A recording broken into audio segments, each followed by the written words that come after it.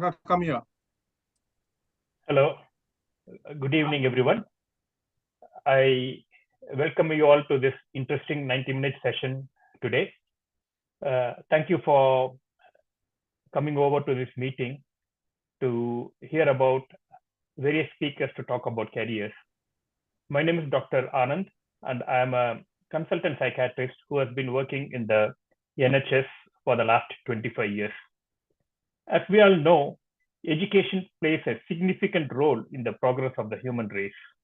A good education improves self-confidence, better career aspects, improves self-esteem, and a better understanding of the world and the people in it.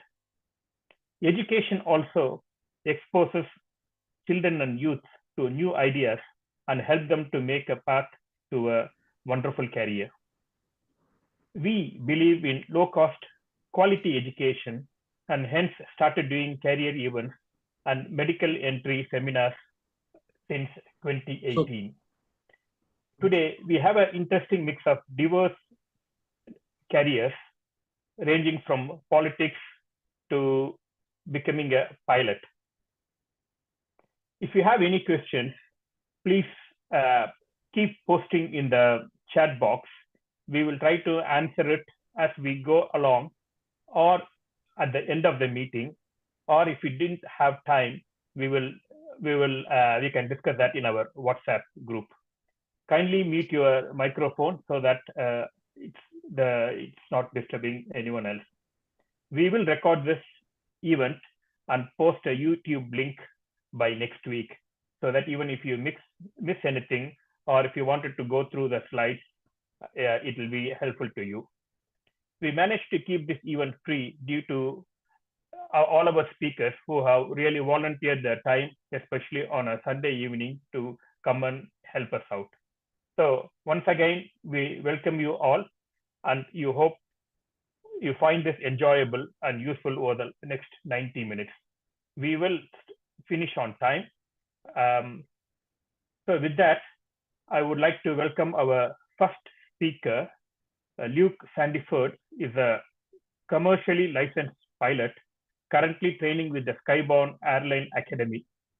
Not many people will be aware of a career as a pilot. He is going to talk to us the pros and cons and also how to go about it. Luke is a very interesting young man. He went to Bradford Grammar School and later to University of West London doing aviation management. In addition, he is a staunch cricketer. He's also a wicket-keeper batsman, and he enjoys supporting Chennai Super Kings. And I believe his role models are Shane Watson and Faf du Plessis. If you follow cricket, and I also believe he's a keen follower of MS Dhoni, since he's also a wicket-keeper batsman like him. So with that, I welcome you all. Welcome Luke, and over to you.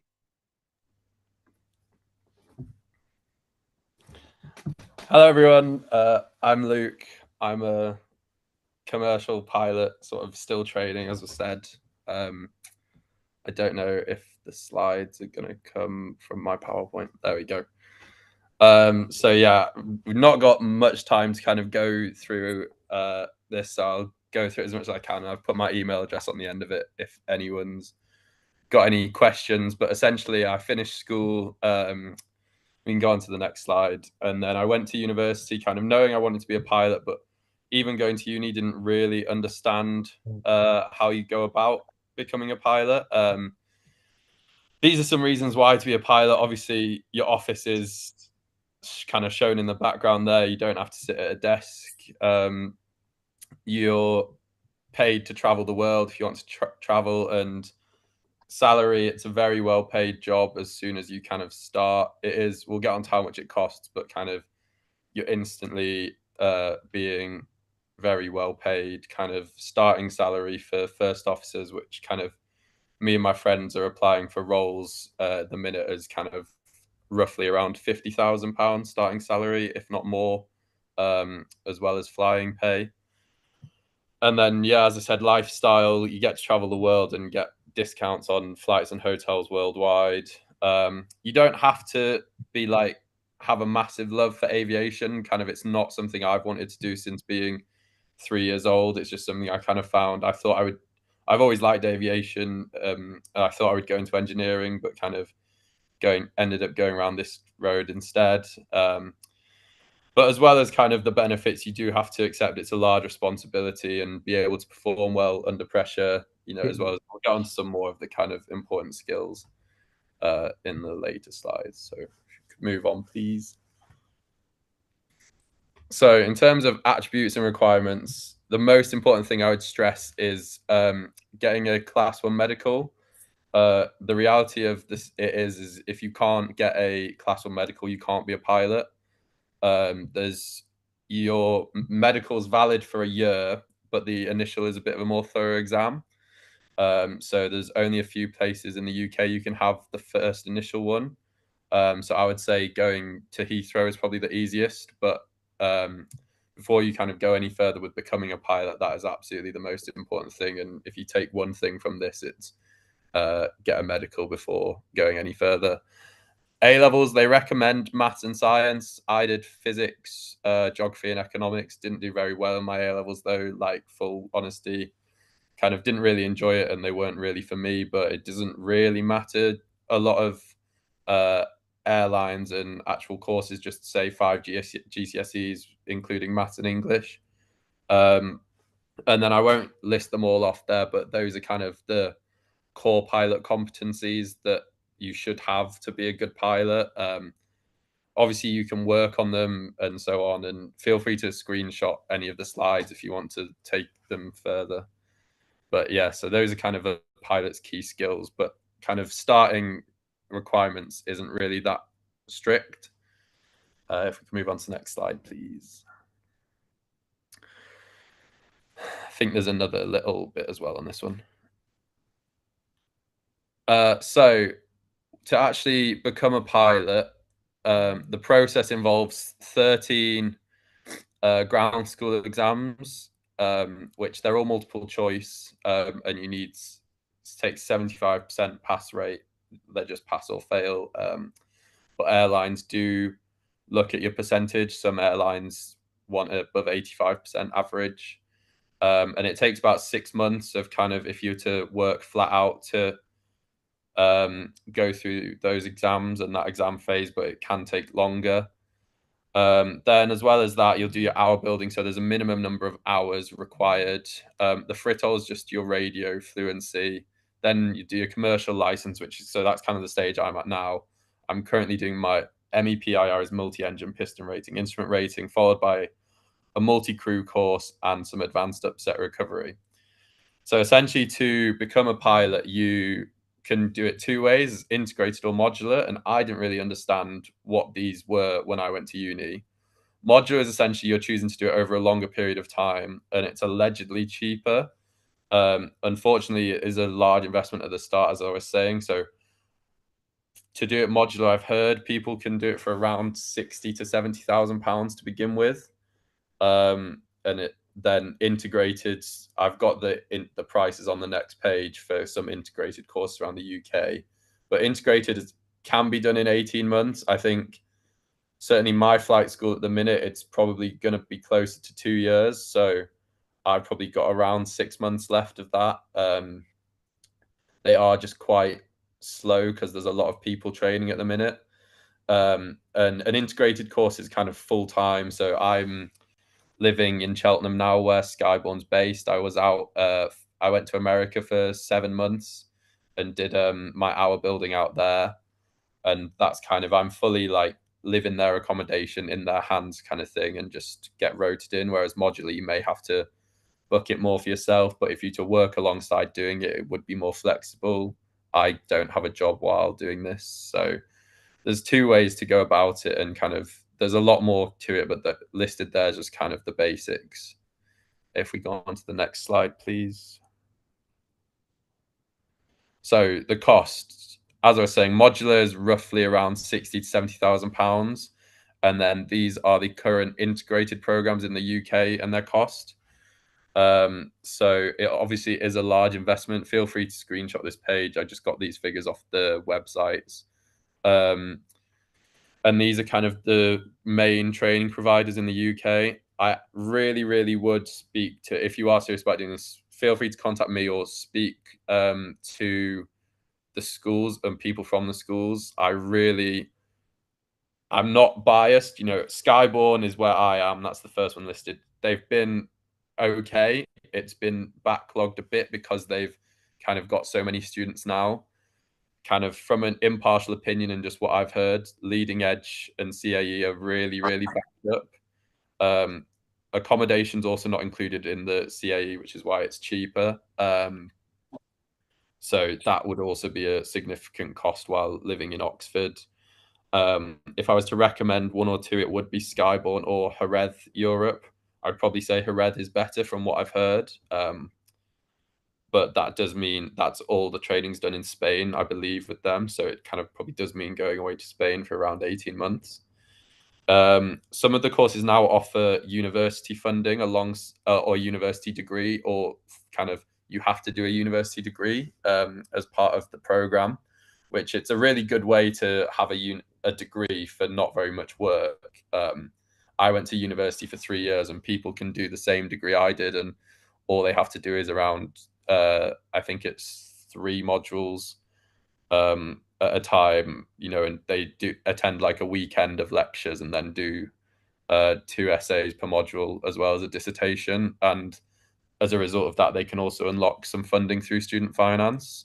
So that can be really helpful to help fund the course. I think you can maybe get up to around £20,000 of funding to help with that through student finance. So I really would recommend it. An MPL scheme is what some airlines such as EasyJet run, which again, they will kind of sponsor your whole training, but it means you don't get a full ATPL, which is kind of what you want from the license. So an MPL scheme basically is tying you down to work for that one airline, and you don't get as much of a qualification. So it's something you could do, and it's be funded, but I really would look into it.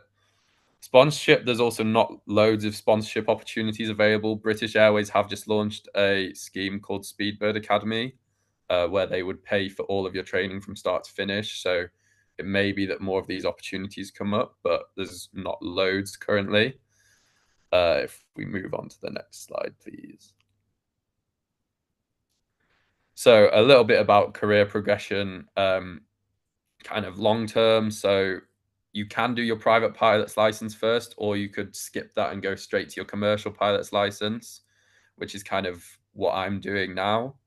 After that, I'll hopefully leave Skyborn with a frozen ATPL, which is kind of fully qualified to go and work for an airline.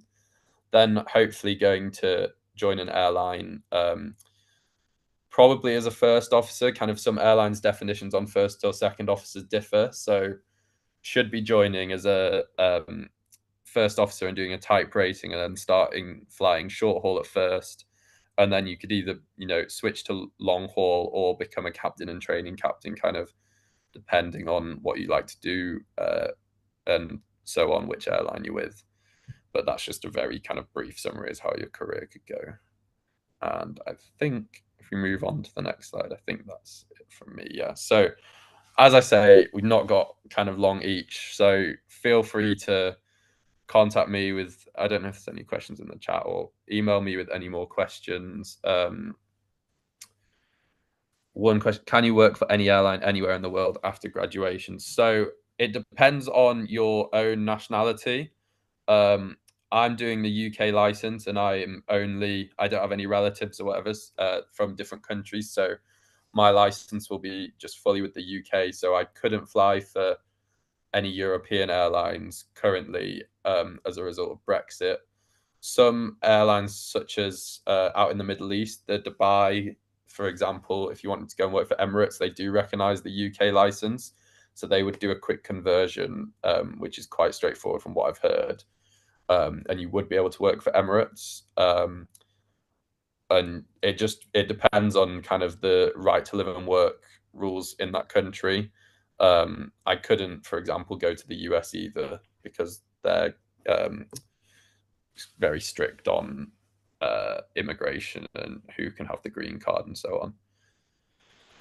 But yes, if how much does eyesight and height matter? Eyesight, you have to be correctable to 2020.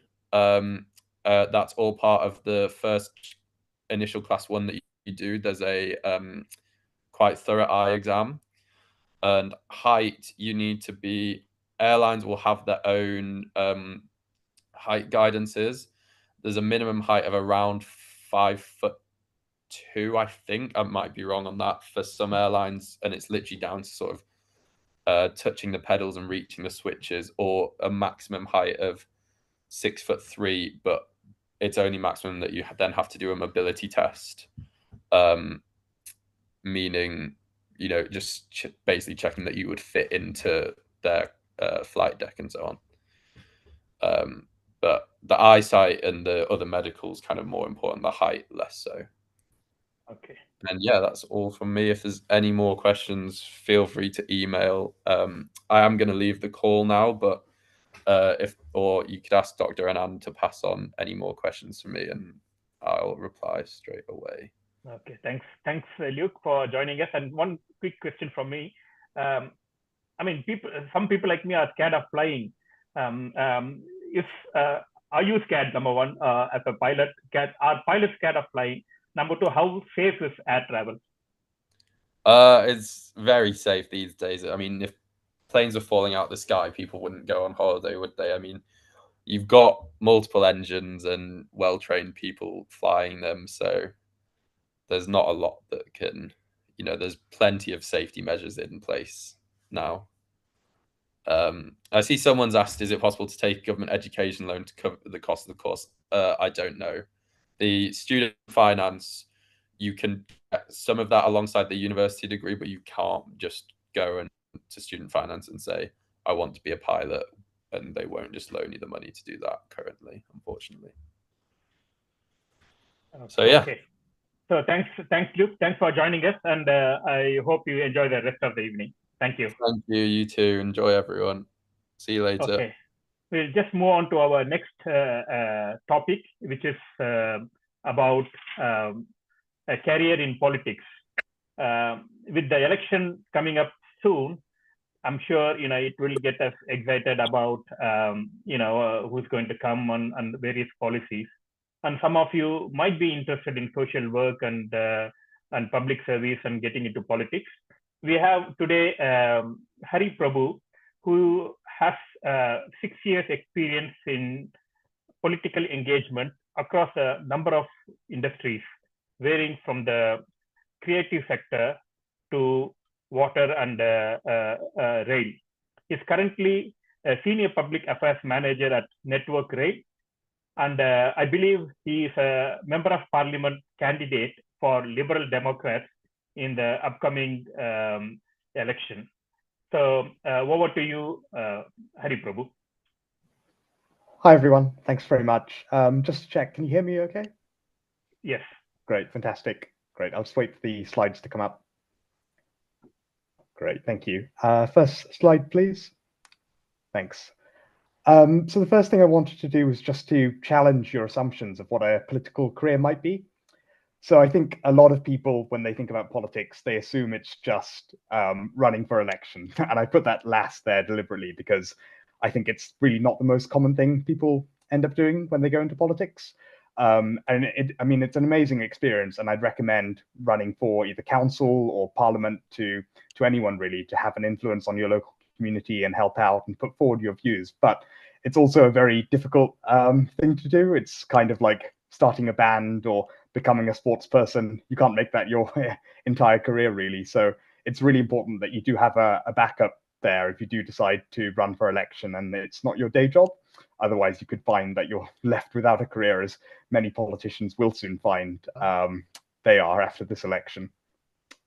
Now, putting that to one side, though, there are many other political careers out there which are related to politics, but which aren't quite going for election. So I personally work in public affairs, which I think I'd say comes under the second and third of those 2 bullet points. But there's quite a range of different options out there for you.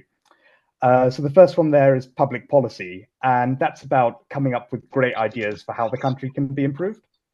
That could be anything from looking at how the NHS could work better, how the economy could help more people, how can we build more homes and make them affordable. It's all about looking at what issues matter for the country and how can we propose interesting solutions to those, generate reports and share those with a really wide and interested audience who can help make those changes and create a better world that we want to see. So public policy, I think, is a really interesting area to get into. Now, the area I'm in, though, is more around advocacy and campaigning and reputation management. So that relates to working in-house for one company. And I've worked for quite a few over my career, from the water industry to the creative industry to now rail.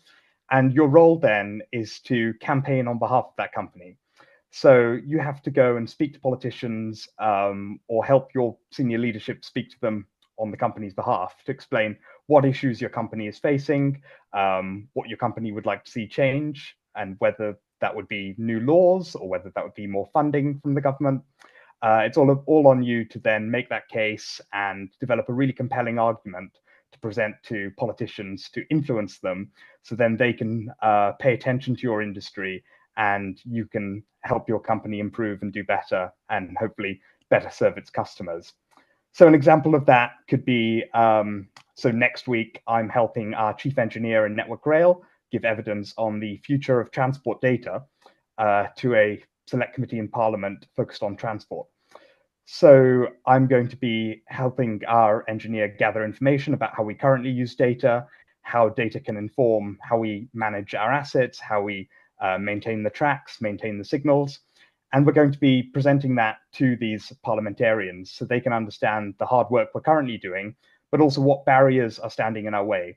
How can the UK's technology infrastructure be improved over time so that we can gather even more data about how the railways are used, how tracks and signals can gradually fall apart and deteriorate, and how we can improve them. So it's all about both convincing politicians that we are doing good work at the moment, but it's also about telling them how they can change laws and help us become a better business and help serve the public better in the future. It's about making a relationship with them so that they feel that we're helping their needs. So if they have constituents or voters who are concerned about the railways, we can show that we're being proactive in using transport data and they can be reassured by that and in turn reassure their constituents. But it's also about trying to move those politicians' views to be more supportive of our industry. It's really about being in the heart of politics to try and influence the people who matter to make the changes that matter for companies and hopefully the public as well. And so the other two there on that list are government relations and political risk.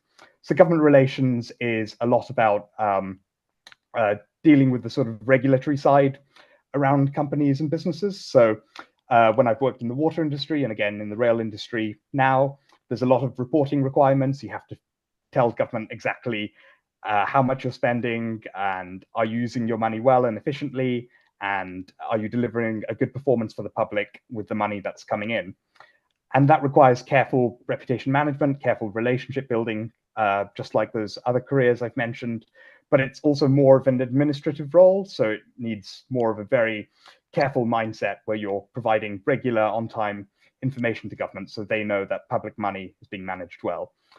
And I think the last one, political risk, is perhaps the most exciting of them all. I've never got into it myself, but it's about this idea of if you, say, work for an oil company based in Kazakhstan or a mining company based in Kenya or South Africa, then those companies will want to know, what is that government going to do next? How can we be certain that that government's going to work in our interests to help ensure that our business will keep running smoothly? And so it can be a really challenging area to work in. A lot of those countries can be quite volatile with their governments, but it can also be very rewarding, helping to assess the risk that those companies face in those difficult circumstances. Next slide, please. So hopefully that's given you a little overview of the huge range of political careers that are out there, and that it goes beyond simply just running for election.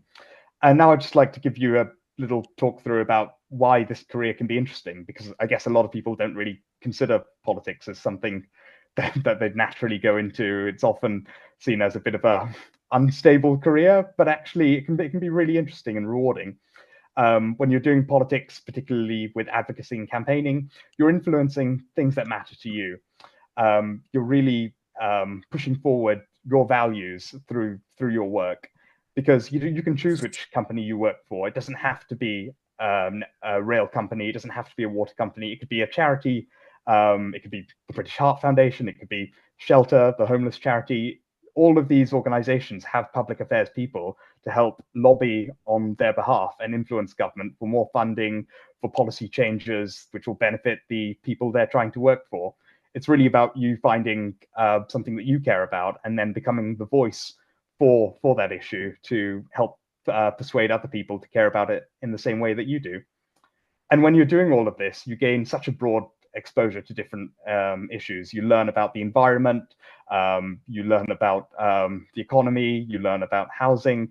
In most public affairs careers, there's not really an area of politics which doesn't fall into the areas you work in, because I, for example, look at trees by the railway. I look at how we manage our stations. I look at how we can support new developments and new housing alongside the railway. Just because it's one thing doesn't mean it can't also be several other topics all mixed together in your work.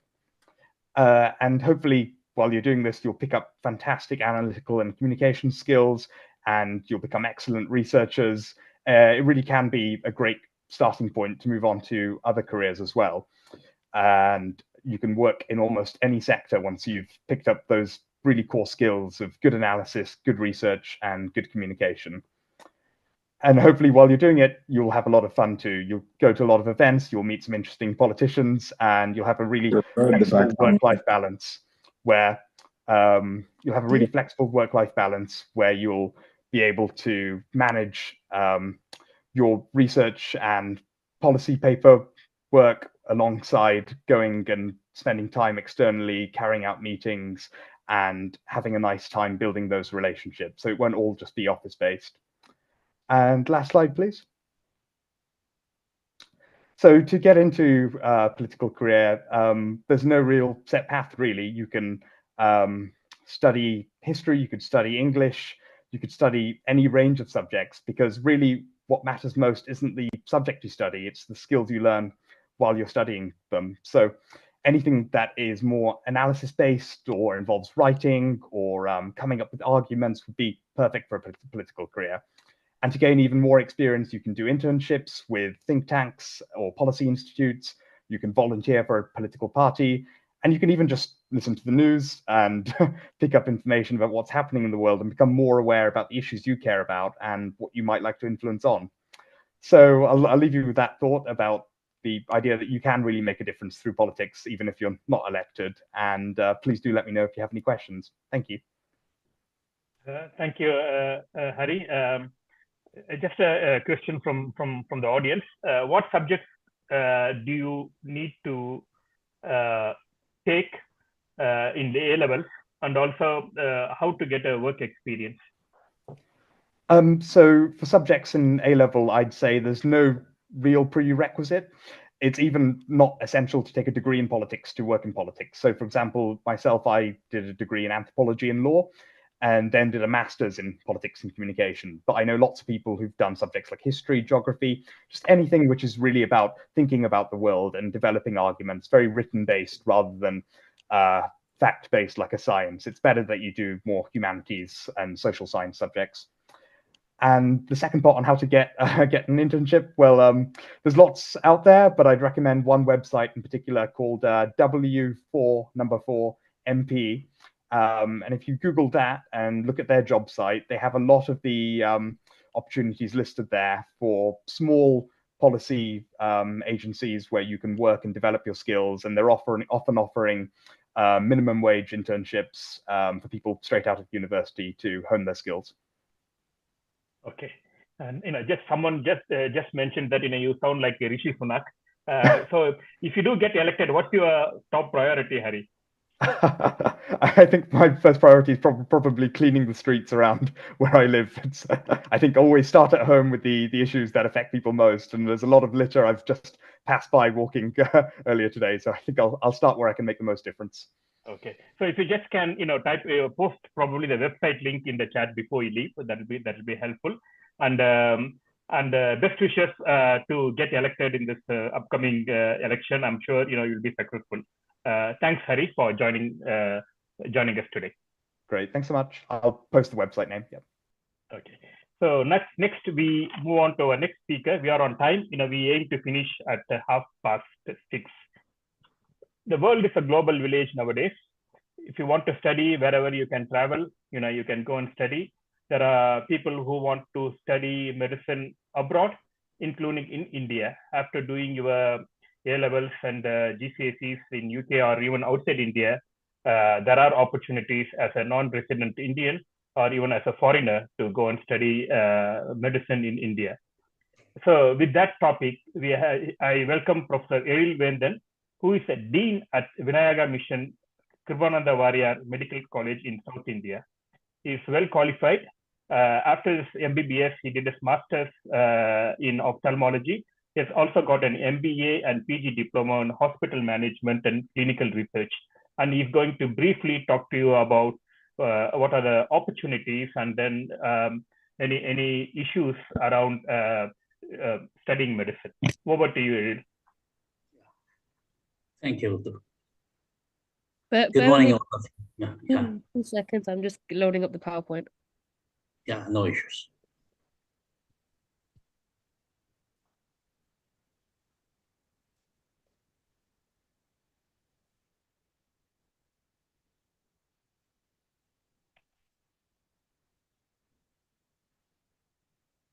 Thanks, Eril, for I know it's almost 11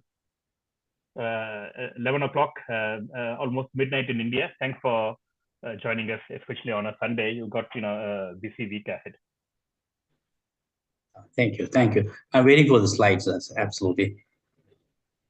So do you want to just introduce yourself and start? What do you do?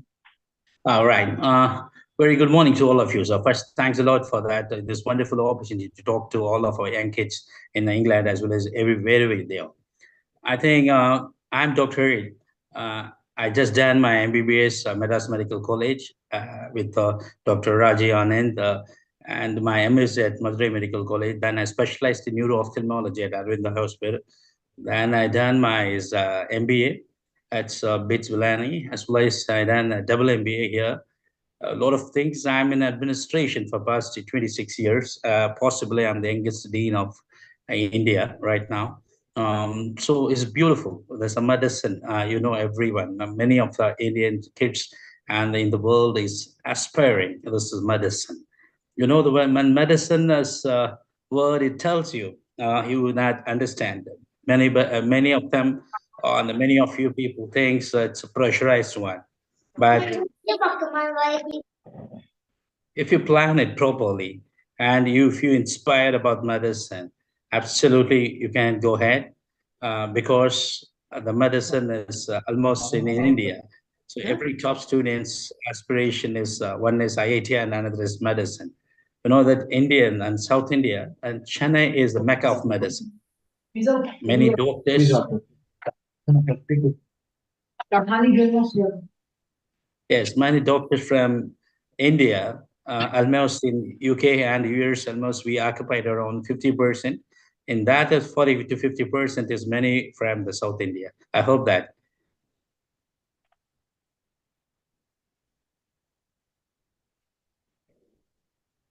Yes. Thanks a lot, sir. Thanks a lot. Yes. I introduced already. You know one thing, for India, if you want to study this MBBS program, for this NRA, otherwise we could call it as a foreign nationals or OCI, is very interesting career. So many students and many of your parents in England or in India, they're thinking that to obtain the MBBS course or MBBS program, you want to study MBBS program, they must be studying in India, 12th standard. That's very interesting point for the kids at England or in US, wherever you are, need not be that you studied 12th standard in India. It is equivalent to 12th standard in India. Is it you have to get the degree equivalent, then the eligibility comes commonly. Next one.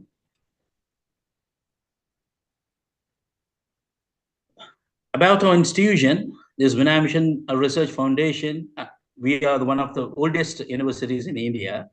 We started in 1995, undergraduate. The postgraduate, we started 2006. Next one.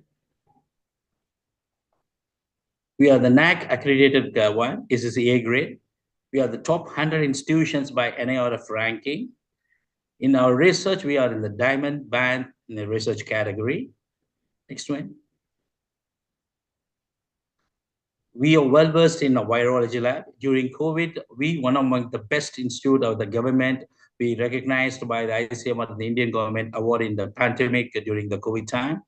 The Indian, our ethical committee is thoroughly recognized by the government of India, Animal Ethics Committee, because many students in this forum, not only they want to do as a medicine as a passion, as a medicine with the research is a very important point. Yeah. Okay, next one. You know that we are well among this, all these modalities and the modern operation theaters, laminar flow, whatever you feel in England, we have all the infrastructure, the physically, everything we have in India, in many medical colleges. Next one. Next, please. Here's our workload is almost on par with any other country in the world. One slide before. Yes, on par with any other country in the world, the Indian education, so right now, this particularly the medicine, is concentrating student-centric. Before the teacher-centric methodology, the competency-based medical education, the CBME pattern, it is almost equal to the international standard. We have 810 beds. We have in all the departments in a clinical and a preclinical as well as a paraclinical. Next one. Next, please. One more before. One slide before. Yeah, I told about this Indian education is right now is a very important phase we are obtaining. We one among this very few countries, we are following this UK-based NHS system as well as the US-based one.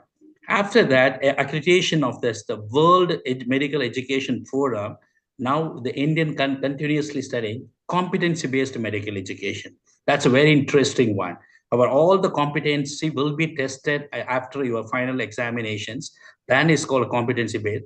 More than the student-centric, then there's as a teacher-centric. We are all patient-oriented one, thoroughly integrated teaching. From the first year to the final year, it's called a vertical integration like US and UK. The first year itself, you are going to read a final year subjects for a few exposure.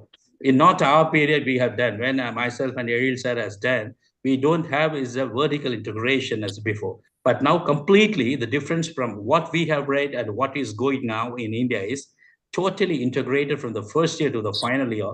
This is a vertical integration. It's a very interesting point. That's why the Indian doctors are highly competitive in the world. One among the best doctors in the world because of this.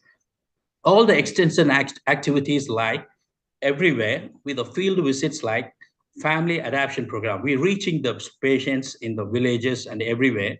That's called family adoption. Its government is mandatory after the pandemic. This pandemic changes the entire curriculum, entire scenario, entire aim of the Indian education into that. We want to go to the patient side. That's why Indian COVID time, we one among the best country. We manage the patient show. That's called as a field visits, family adoption one.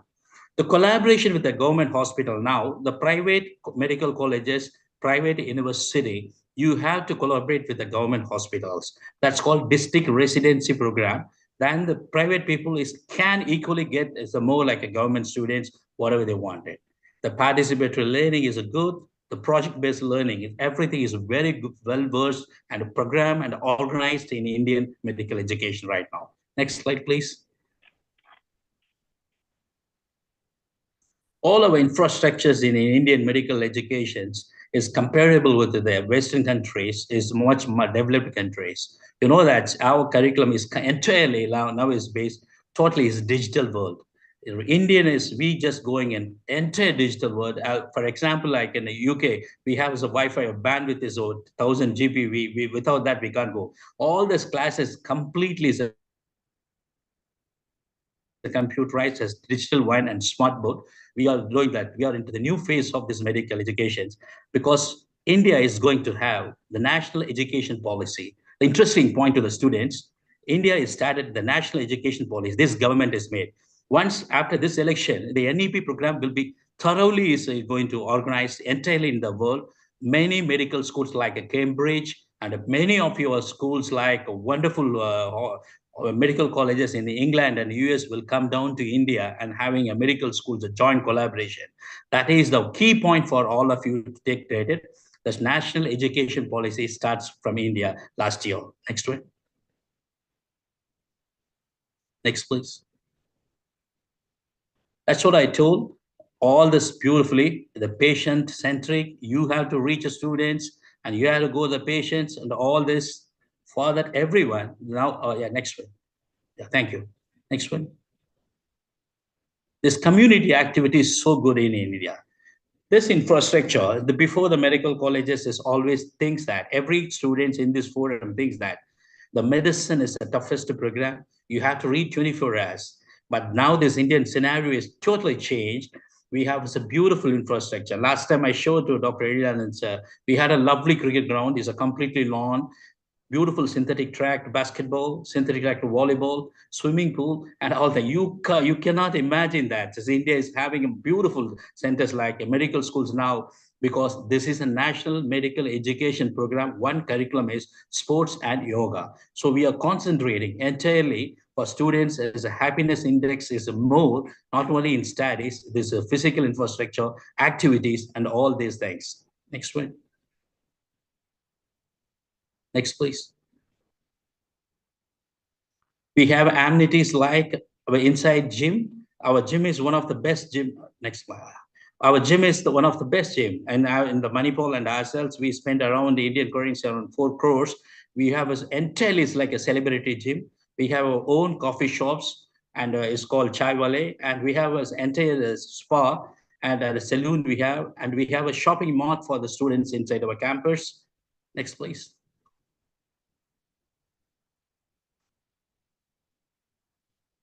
This is the one very important for the kids here.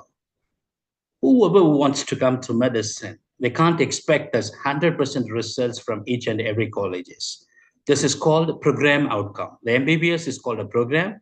The outcome of the program is when the final year goes out of the colleges, gradually increasing. Nowadays, you're concentrating nearly we reach as 80 to 82% of that, because you always, one is very sure that it is a tough subject, but interestingly, if you read, it is a cakewalk. Next one. For the category, what's a take-home message for you people? The 15% reservation quota for all the universities have. 15% reservation quota. For example, I'm having 100 MBBS seats. That is a 15% for NRI seats, 15 seats. For that eligibility, the candidate must have 18 and above, you should be there. No upper age for the NEET. NEET eligibility with the 17 years, you have to go for 70%. Next one. Next slide. The overseas citizens of and foreign graduates or NRI, all are eligible for NEET. One thing, you have to get a certificate of NRI citizen certificate or OCI citizen certificate with embassy. We have to get an embassy and to be uploaded to the NEET. For all the young kids in England, whoever is past the 12th standard, whoever wants to come to India and study for the MBBS, now our NEET announcement is done. February 9th to the March 9th is our last day to apply for the NEET. Again, I am repeat, embassy certificate equivalent of OCA or NRA certificate. It's very important. Next slide, please. What are the subject you should choose? All you well aware, you are very intelligent kids. The subject you are interested is physics, the chemistry, biology or biotechnology is very, very important. Science is important for this MBBS category. For English as a compulsory subject is important. Next slide, please. That's what I mentioned. Higher or secondary grade, one slide before. Last one, yeah. Higher or senior secondary examination or Indian school certificate examination, which is equivalent to 12th standard. If you are in England, you are 12th standard, whatever you call it as, like a pre-college, senior secondary examination, Indian school certificate, it is equivalent to 12th standard, you should get a certificate. That's a key one. Second, Indian university or foreign university to be equivalent to the class 12 under intermediate or pre-degree examinations. Third, for these certificate, you have to get produced from Indian University or Association of Indian University. That is also, it should be embedded. All three things is key to get to upload for the NEET examinations. I think everybody knows this one. Next one. For this take-home message, NRA or OCA, Indian Diplomatic Mission. You have any doubts, the website is always give a clearance. Embassy certificate important. Passport validity may be more than 5 years, it's be there. The visa period, you should get always from that. The passing examination is a class 12 or higher or secondary examination. Indian school certificate examination or Indian University or Foreign University Association certificate. These are the key requirement documents to upload as the NRI. Next one.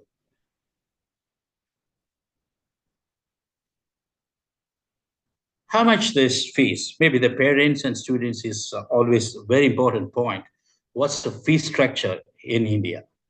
In India, it varies from university to university, but I'm saying 40,000 US dollars. 40,000 US dollars for every year, you have to pay for the 5 years in MBBS. 40,000 US dollars. It is vary around 35 to 40,000 US dollars every year, or sometimes it goes to 42 or 43, because all NRI seats in every colleges, you go to the website, the college website, they're giving a clear, crystal clear, the fee structure, they're giving university fees. So need not worry about that. This is excluding of your hostel. Is only the fees around 35 to 40,000 US dollars. The annual fees every year you have to pay for 5 years. Additionally, you have to pay for your hostel, depends your air conditioned single room, double room. This is minimal charges will be added. Next point.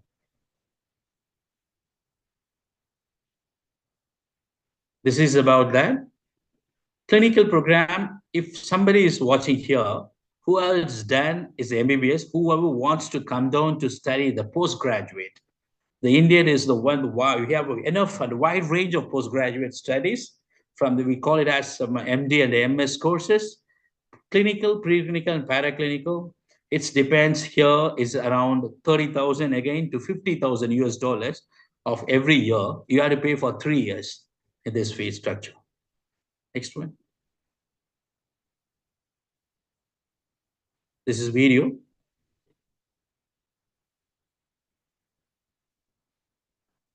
Click, please.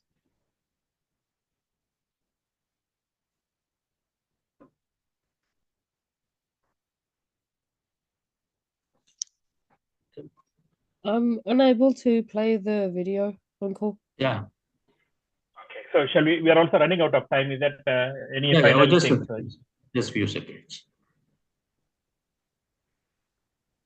Yeah, I'm unable to play the video. No issues, no issues. So this is about this NRA. So you have to produce your all certificate. I wish you all the best for the students who was inspiration to become as a doctor. What's the value of his MBBS? There is no value. I'm not like Mr. Luke's products. It is like a luxury world. Any discount? No discount for doctors at any hotels. No for life or foreign, no travel, nothing. It's a very serious business. Sometimes how you're making into this was as a happily one. But the sky is our limit for our earnings. This is a wonderful course. It's a humanity, and is whatever you do for the service to the people, at the same time, you can get the money from the same level. The respect is more. Thank you. Thank you, sir. Thanks for this wonderful opportunity. Okay, thank you. Just a few questions before before we finish. People have been asking, is NEET mandatory? For example, if someone had studied in, say, outside India or in UK, do they have to do the NEET exam? Absolutely, sir. Without NEET, nobody can enter. Okay. Without NEET, nobody can. This is a common entrance examination. Okay. And what is the trend of people? Are they moving to India after? I mean, have you seen many people like that, coming and joining MBBS in India? Pardon, sir? I missed you. Is there a trend of, especially after COVID, are many people coming back to join in India? Or roughly how many, is there a figure, for example, in India, how many students like that, study outside and then do MBBS in India? Perfect. It says it's called foreign graduate, is called ECFMG students.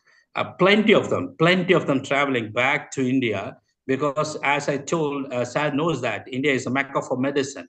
This is the most knowledgeable course. So many of studying in, if you want to be very cheaper rate, the people can travel like Kazakhstan, Russia, Philippines, and anything. But new rules and regulation of Indian government, if you want to do is, if in the Philippines, if you do is in Russia, you have to completely study and practice at that country itself. Need not come back to India. The Indian license is very difficult. This is a government has put a year back the rules. Now trend is more. Many people is coming back to India. All seats are filled, almost entire this. That's why the Indian government is trying to give more seats to every colleges, new medical college, every district, one medical college. Thank you. Okay. And people have been asking, what subjects do we choose at A level? For example, in UK, most of them only choose 3 subjects. So will that be enough as a eligibility criteria to do medicine in India? Perfect, sir. You have to do physics, chemistry, biology, sir. This is a mandatory with English. Okay. So, we have to move ahead because of lack of time. Are you happy to share your email ID or any contact details, if people have any queries, Professor? Absolutely, sir. Absolutely, sir. I'll drop in the chat box. And it's also, you have my code. I will just drop it. Anybody can drop message. Since I cannot be answering many phone calls, and that it's a very tough job as working as a dean. So you can drop a mail. I will be always pleasure to help at any time at nowhere, all 360 videos. Okay. Thank you very much, Dr. Elwender, for joining from India at this time. And if you can just, if you want to contact, please email him. His email address will be posted in the group chat shortly. Thank you. Thank you. We just move on to the next speaker. Some of you might wanted to do law, and we have a young person, Arun, who is from Birmingham. He's a first-year student at the University of Nottingham, and he wants to become a solicitor. Over to you, Arun, for your 7-minute talk. Good evening, my name is Arun, and I'm studying law at the University of Nottingham.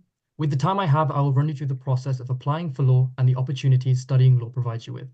Next slide, please.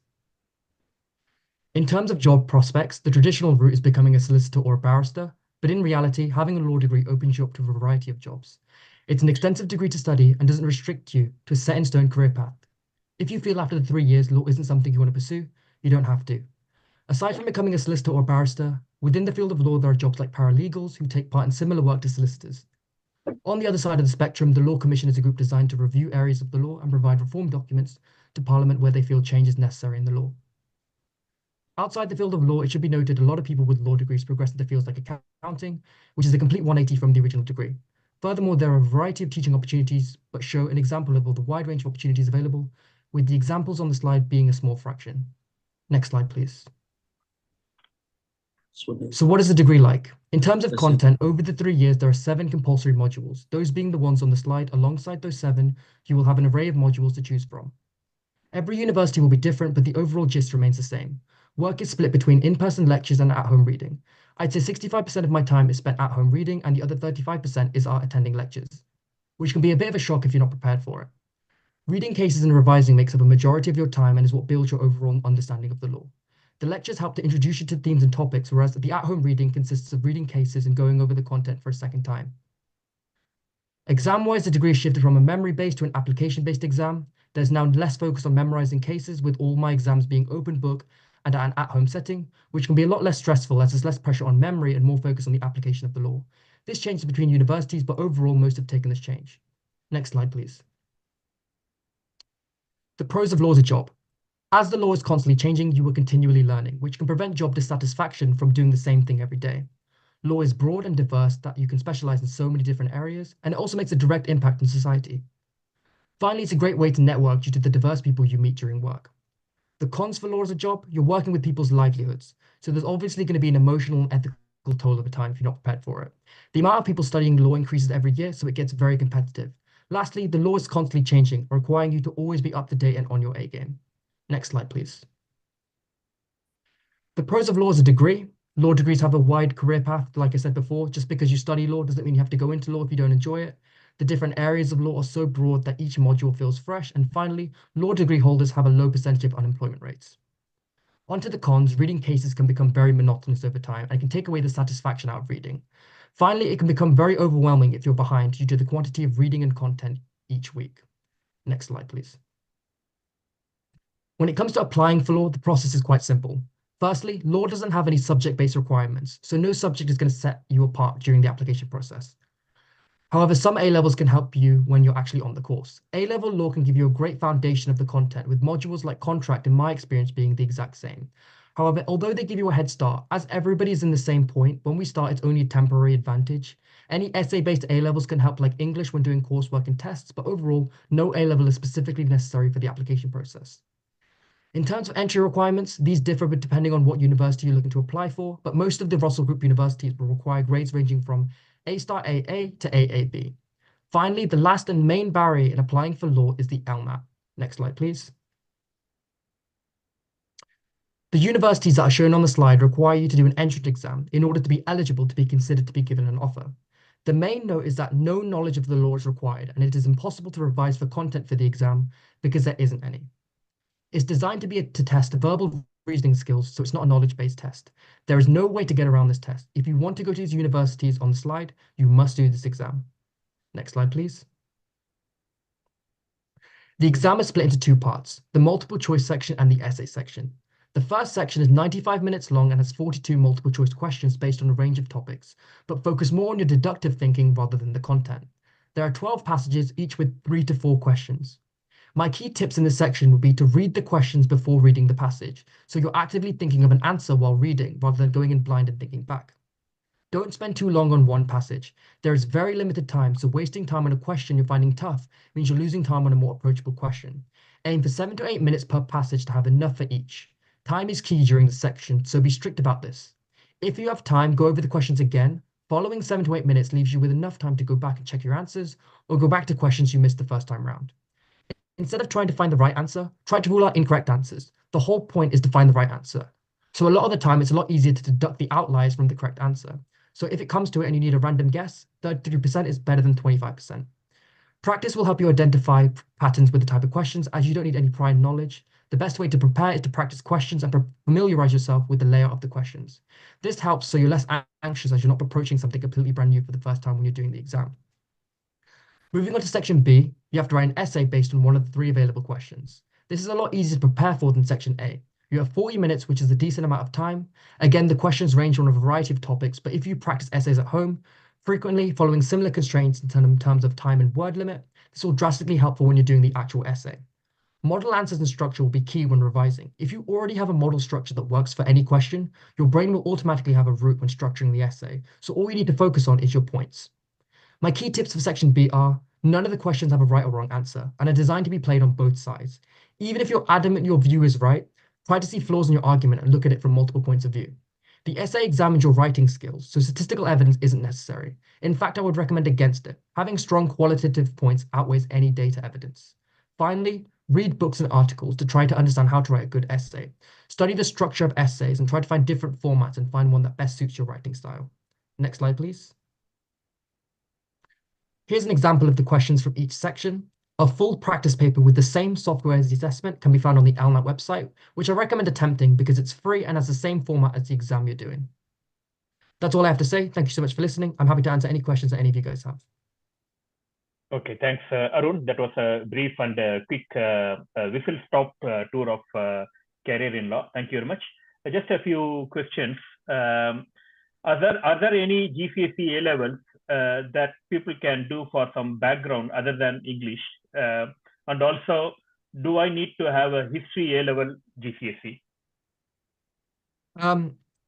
In terms of GCSEs, as long as you get past everything, you're like, it's not a barrier in any sense. A-levels, there's no strict A-levels that you need to do, but any social sciences like history, politics, law, English, they're more than help. But you don't need to do A-level history, but it can help in like when you're here. Okay.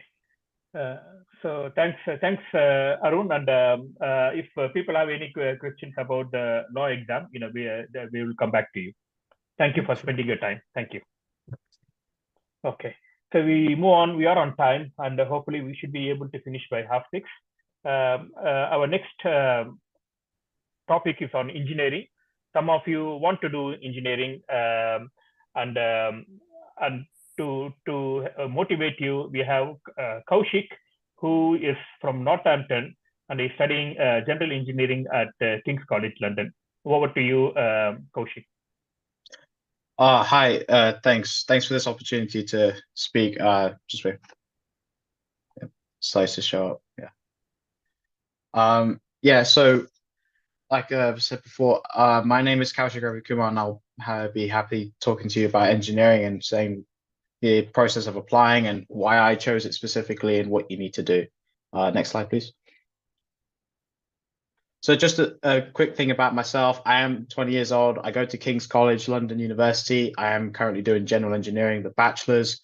My career goal is to specialize in like AI technology because it's something that's it's developing a lot nowadays. And my hobbies like sports, for example, so football, cricket, badminton, table tennis, and that's all. Next slide, please. So why did I choose engineering? So I'm pretty sure everyone here mainly has heard of like Lego bricks, and as a kid when I got them I was very like excited by them. And when you used to build loads of models such as like skyscrapers or cars or anything, you'd be fascinated, but they're only just like small size versions of what you actually see in the real world. And this actually got my curiosity running through because I want to know like how are these actually made. And that actually led me to do design and technology for GCSEs. But as I went through that whole course, that was basically a segment of what engineering is as a degree or career path. So I started to see the difference between design and technology and engineering. And so I decided to focus more on what engineering is and see the limitless possibilities that it could offer me. And it's got a lot of intersection between the creativity and logical thinking that involves. So yeah, next slide, please. So like I said, design and technology is only one bit of engineering. Engineering can stem into many different types. As we can see, we have mechanical engineering, we have biomedical engineering, electrical, civil, aerospace. So even more, you even have industrial materials, nuclear engineering, and even ocean engineering. I'm not sure if anyone else has heard of that, but engineering is a wide spread of like different careers. So it's a very good choice if you want to personally specialize in anything. There will always be something for you. So that's why I think it's a very nice area to try and dive into. Next slide, please. So future job prospects. As you can see, AI, machine learning, data engineer, software engineer, cybersecurity, those are the ones that are really high up there. And the reason for that is mainly just because where the world we live in today, AI is constantly taking over. It's rapidly changing, and it's something that's becoming more and more integrated into our lives. So we are trying to use that fully to its potential. So mainly that's why you can see that AI and the data and software are mainly up there. But we also have robotics, biomed, renewable engineer, environmental engineers, chemical, mechanicals. And those are the general price ranges. I did get these off the web. These are just general sums, they're the ranges that can happen. But obviously, as you progress through career, these numbers can drastically change. Next slide, please. So to the pros and cons of engineering as a degree. Now, I don't want everyone to be alarmed by the cons, so I'll start with the pros. There is a high demand for engineers. You will have multiple jobs across a lot of industries. So the job security is actually kind of really good. So you will be able to find a job for you. And it, like I said before, engineering covers a variety different types. So it has a lot of career opportunities. And another side bonus is you get problem solving skills. You can develop in critical thinking, problem solving, which don't only help for your work, but can also help with your personal life. I personally have obtained some of these new skills before and after. The difference in my critical thinking and problem solving has drastically changed for the better. So I would say this is a very good opportunity to try and build them. Obviously, if you're doing engineering, you can create solutions that impact real life problems, have an impact on society, create something that everyone would be using. You have a good impact. Competitive salaries are up there. As we saw on the last slide, there's like below 20, 25,000. And even though the AI went up to like 100,000, depending on how you progress in your career, you can exceed £100,000. So engineering does offer some competitive salaries. And like I said many times, there is obviously so much room to advance your career, whether it be professional growth, earning, learning and developing new skills and job securities.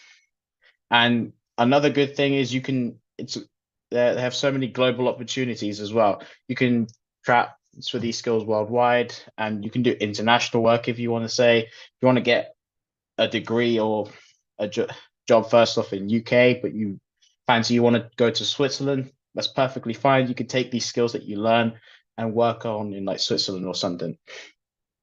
Now, the cons of this, it has a challenging curriculum. It is very rigorous, especially on the mathematical side, and a lot of scientific aptitude, because I know my course I'm doing right now is heavily focused on a lot of maths and science-based stuff, mainly physics and chemistry. It's time consuming as well. There's a lot of coursework, deadlines that you have to submit, and they are generally in the span of a couple of weeks apart from each other, but it can get really ramped up when you're trying to balance between work and your life. Some fields won't let you to expand on your creativity, not essentially utilizing your full potential, but such as aerospace and civil, they're kind of, this is what we want, this is that, and everything. It's also constant learning. So like in the previous one with Aaron's one, you have to keep up to date with everything that's happening, because technology and methodologies are changing and evolving every day. So we must keep up to date with this. And like I said before, the time consuming, your work-life balance, it's heavily up to you to try and keep it balanced, but it can get affected, because even when you get a job, industries will demand like long hours. They'll have overtime work, and this will heavily affect your work-life balance if you aren't able to manage it properly. Ethical considerations is, I'm not sure how many people take this into account, but engineers, you will have to face some dilemmas, such as like when you create any objects, How are they going to impact society? Are they going to be good for the environment? Are they safe? Will it cause any accidents? Hopefully not. You don't want that. So that's just for this. Next slide. So how I apply for engineering. So first off, this is posed during GCSE. So I actually researched into some programs where I could develop the skills required for engineering. Some online courses. For once, I did a coding program run by Samsung called Invest In, and this was taken at Imperial. And I found that quite useful because it did demonstrate some like teamwork and coding, which is very useful, especially for me because I want to go into AI. Go to any talks that you see online or in person. Extracurricular activities such as NCS. I know GCSE students will mainly have this at their disposal. DOV, even that. The little extracurricular activities will help you develop the necessary skills. Even though they're not engineering, they will still help you develop skills required for an engineering course or a career. And even if you want to search for part-time jobs, build up some work experience during when you get your A-levels, your A-level times. And this will help you build your personal statement or even a CV for when you're applying to universities or different places. But during A-levels, I researched into different unis to see what types of engineering they'd offer, because like previously we saw there's a lot of different types of engineerings, and not every uni will offer the same amount of engineering courses, so you have to research into what you want. And obviously I checked the grades that I needed to pursue if I chose the university, and if I would choose engineering as a career path, and look into opening days for each university that you want, or A-levels. The A-levels I picked are of the following: maths, further maths, physics, and computer science. So that's what my A-levels were. I did pretty good on those, 3 A stars and an A. So yeah, next slide, please. So applying for engineering. So I have put a little bit of table here. So for A-levels, maths, further maths is what I would strongly recommend. Most unis, if not all unis, will require you to take maths because as we discussed in like the pros and cons, engineering is heavily maths based. So you will need a good understanding of maths.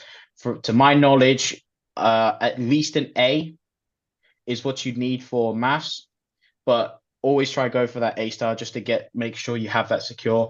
Further maths is not compulsory for all unis. Some will require it, but from my experience, further maths has helped me quite a lot when dealing with the mathematical side of engineering, because I was able to get it ahead. And I would say it's very good to have in your arsenal, and you can get ahead of a lot of the students, because when you're trying to pursue engineering as a career, you'll have a lot of other people. You're basically in a race. You want to try and get ahead of them. So I would suggest taking further maths. Use for A-levels, any science, biology, chemistry, physics, computer science, design and technology. You would have to research into your specific career path. So if you want to do biomedical engineering, I would suggest chemistry and biology, but you have to research into what the unis are asking you for, depending on the extra A-levels. But to my knowledge, maths, further maths will most likely be a guaranteed requirement. So the different routes you can go for engineering, you have university degrees which is what I'm currently doing, a 3 to 4 years of education where you can specialize in the type of engineering, or like myself, I am doing general engineering, covering a bit of everything except for biomedical in my case. This will offer you a lot of theory sides. You'll have exams, you'll have courseworks, but you also get to have some practicals where you get some lab sessions, or you could test out some equipments. So that is a good thing to there. Apprenticeships, I would suggest looking up on as well, because they offer practical experience more than unis do, which are a lot more hands-on and approach the skills. You can also earn a salary while you're there. You're obviously getting work experience, and apprenticeships can be split between a college and work. So you'll be doing work for a company, but you'll also be going to college at the same time. Now, there is a degree apprenticeship, which I myself have tried to apply for. I have applied to Jaguar for a degree apprenticeship in the engineering, but unfortunately that didn't come to pass. But what essentially is, it allows you to earn a bachelor or master's degree whilst gaining all the benefits of a normal apprenticeship. So the degree is not of the same level as a university degree, but don't be put down by this because it is still very valuable. You still get the practical experience, which I personally think is a big advantage for everyone to do. And from my previous colleagues, when they have taken degree apprenticeships, they have said that they thoroughly enjoyed it a lot and found it very useful and would highly recommend to anyone. So university degrees, degree apprenticeships, they will roughly have the same requirements for grades. None of them are bounded by GCSEs, but there are some exceptions. You will have to check this. I know for my university, King's College, it does require you to have English literature as grade 5. So to my knowledge, most unis won't give you a GCSE like boundary, but you will have to check in most cases. But for more information on degrees and apprenticeships, I would suggest going to UCAS.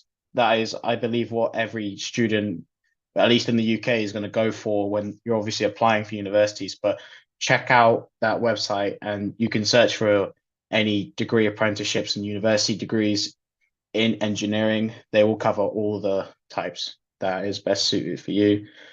Next slide. Thanks for listening, and I hope you decide to pick engineering as a career. I think you will enjoy it if it is for you. I hope you do well in it. I will be here to answer any questions that you'll have for me. Okay, thank you very much, Kaushik. That was a very comprehensive and you covered everything. Well done. And that was also stimulating. In the interest of time, we need to move on, but I'll be grateful. There have been a few questions in the chat box. If you can just answer your those queries in the chat box, please. Is that okay? Yeah, sure, that's fine. Thank you. Thank you very much. Then we move on to the next speaker. Some of you might wanted to do a career as a dentist. We have Isha Gupta, who is a fourth-year dental student studying at the University of Plymouth. She enjoys oral surgery and restorative work and has a special interest in cosmetic surgery. She is also interested in teaching, and here she's going to give you a brief 7-minute tour of career as a dentist. Over to you, Isha. Hiya, I'm Isha. I'm a fourth-year dental student at Peninsula Dental School, and I'll just give you a talk on dentistry.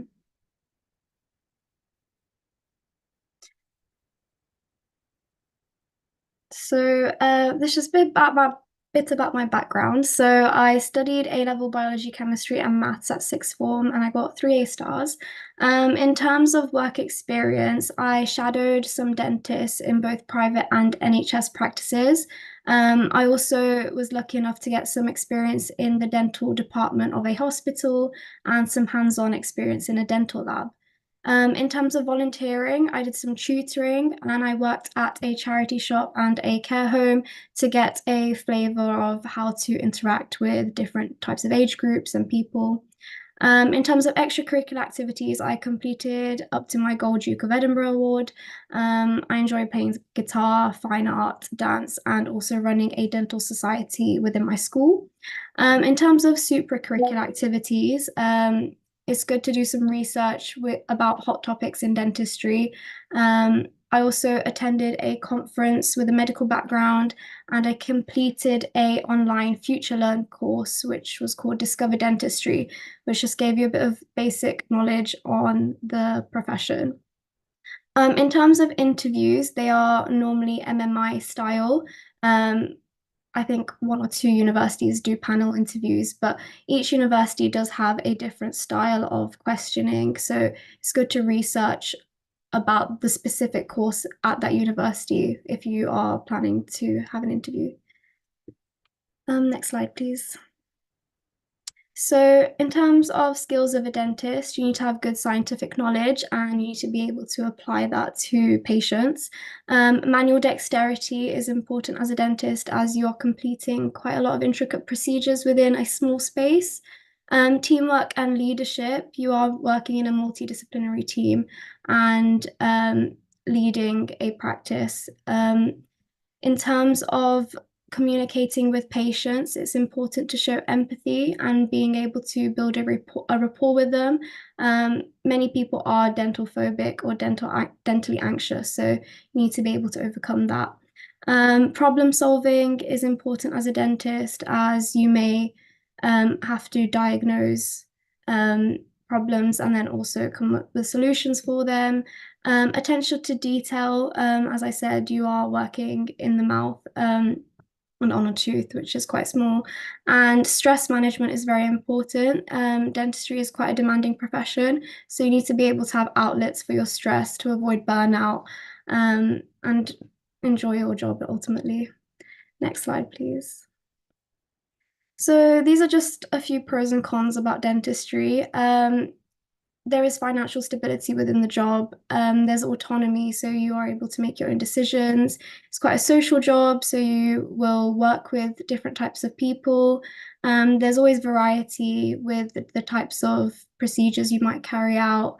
It can be good hours. There's always the option to work part-time with dentistry. Creativity, so like I enjoyed art, so that was great for me.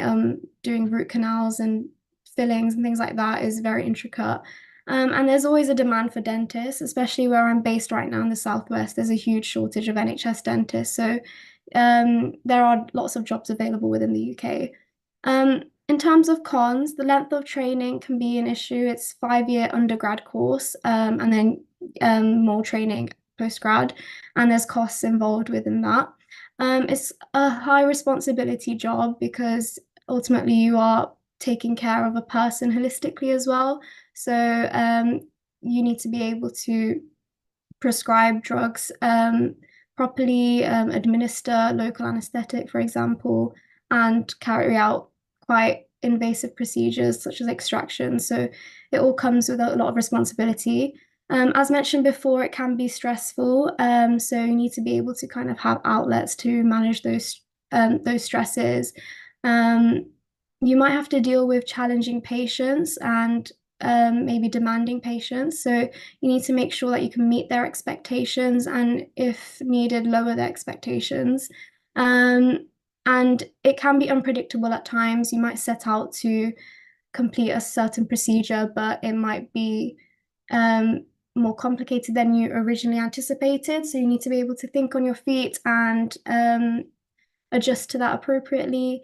And you might have to deal with patient complaints. So it's very important that your practice has a clear complaints policy outlined and that you respond to these promptly and efficiently as per duty of candor to patients. Next slide, please. So in terms of university, it's a 5-year undergrad degree, which is approved by the General Dental Council, followed by 1 to 2 years of postgraduate dental training.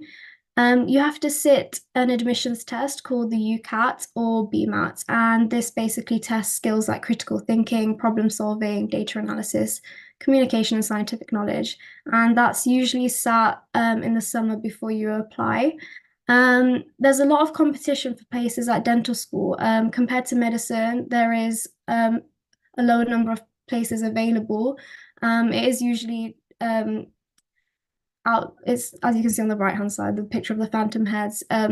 It's usually corresponding to how many phantom heads they have, so that you can work on those plastic teeth before you carry out procedures in patients. And the entry requirements are usually 3 A-levels or equivalent, including an A-level in biology and chemistry. Next slide, please. So, in terms of job aspects, your day-to-day life as a dentist will involve leading a dental team, whether that's in a private or NHS setting. You need to be able to diagnose and come up with a treatment plan for your patients, perform routine checkups. Dental health promotion is a huge part of the job, whether that be through carrying out educational workshops in schools or providing oral hygiene instruction and diet advice to your patients. You need to be able to take radiographs, interpret them, and that will aid with your diagnosis. A lot of treatments you'll have to give local anesthetic to numb up the patient, for example, for fillings, extractions, root canals. You need to be able to fit prostheses such as dentures, crowns, and bridges. And as mentioned before, you are working within a big dental team and you might have to share care for your patients, and that might involve referring, for example, to a dental therapist or a hygienist. Next slide, please.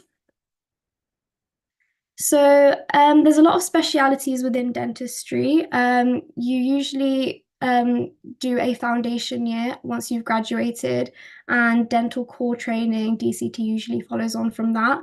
It can last for up to 3 years, but you can also train for just 1 or 2 years. And after completion of DCT2, you're eligible to apply for specialty training. And there are many specialities you can go into within dentistry. So if you're interested in root canals, that's endodontics, gum disease, periodontics, working with children within pediatric dentistry, or extractions, that will be oral surgery, for example. So whichever interests you. And last slide, please. Yeah, thank you for listening. I welcome any questions. Yeah, good luck if you want to apply for dentistry.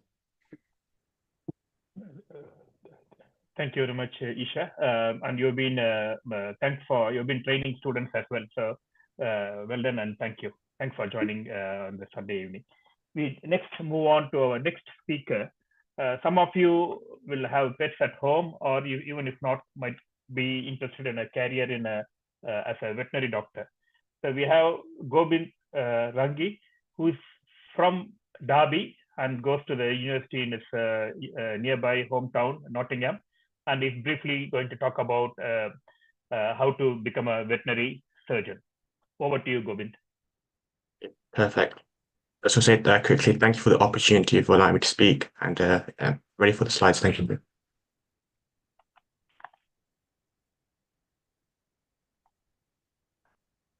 So today I'm going to talk to you about veterinary medicine, a career path as a vet, entry requirements, and what you can do once you're qualified as a vet. So next slide, please. So just a quick introduction about myself. As Dr. Anand said, my name is Gobind Rangi, and I'm a first-year veterinary medicine and surgery student at Nottingham, and I'm currently based on the Sutton Bundon campus. And next slide, please. So I just want to quickly clarify what a vet is, because sometimes it can get confused, between vet technicians or vet nurses. So a vet is a highly trained and licensed medical professional dedicated to the health, the welfare, and the well-being of animals.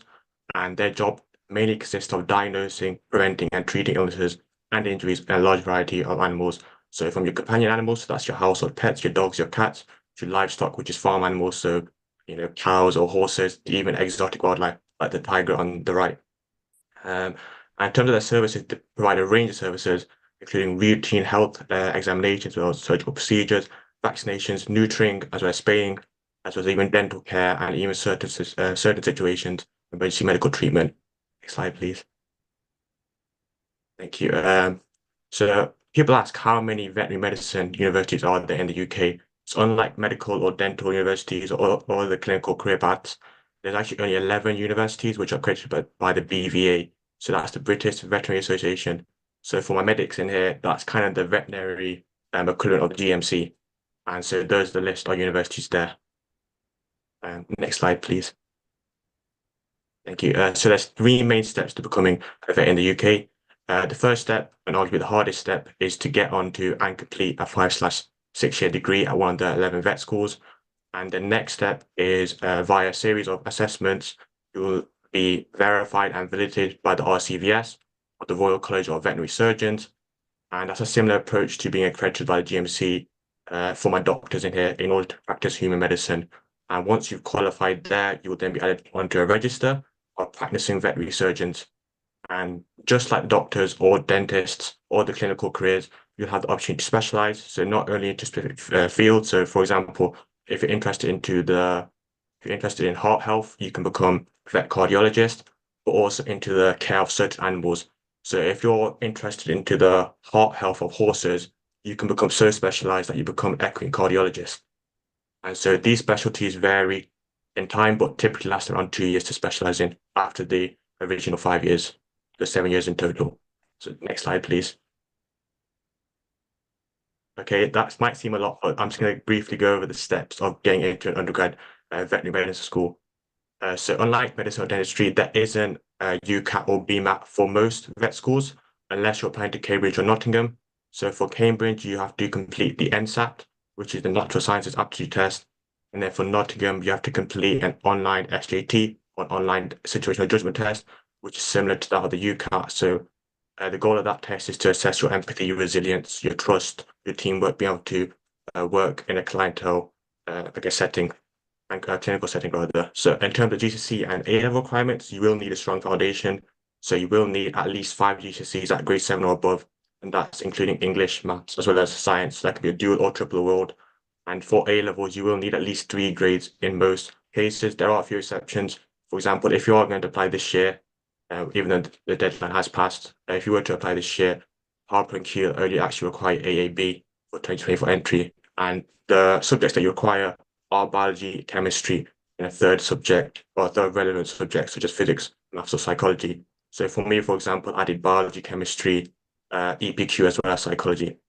And another big part of your application is work experience. And you will have to look at the universities here. It is kind of a case-by-case scenario, but I can speak for Nottingham, in which you require 5 weeks of work experience. And I had to do a minimum of 3 weeks of animal handling or rearing. So I did that in a vet clinical setting, and then up to 2 weeks of either customer facing or teamwork, or even they're now starting to implement, you can do a 2-week virtual work experience. And so providing you meet all those prerequisite or entry requirements, you would then be interviewed to see if you're a suitable candidate, not only to become a vet, but a good member of that university. So next slide, please. So I just want to briefly talk about the vet work experience. And I'm someone who's in a unique situation in the sense that I applied to both medicine and veterinary medicine. And I can confidently say that veterinary medicine course required more work experience as part of the application. And the reason behind that is because they don't have a UCAT or a BMAT to help differentiate students. So they look at your work experience, type of your work experience, and the quality of your work experience, and that helps to basically differentiate applicants.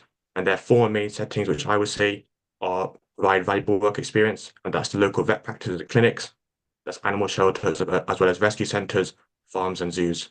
So next slide, please. Thank you. I just want to quickly go over the interview process. So just like medicine and dentistry, there are 2 main interview formats.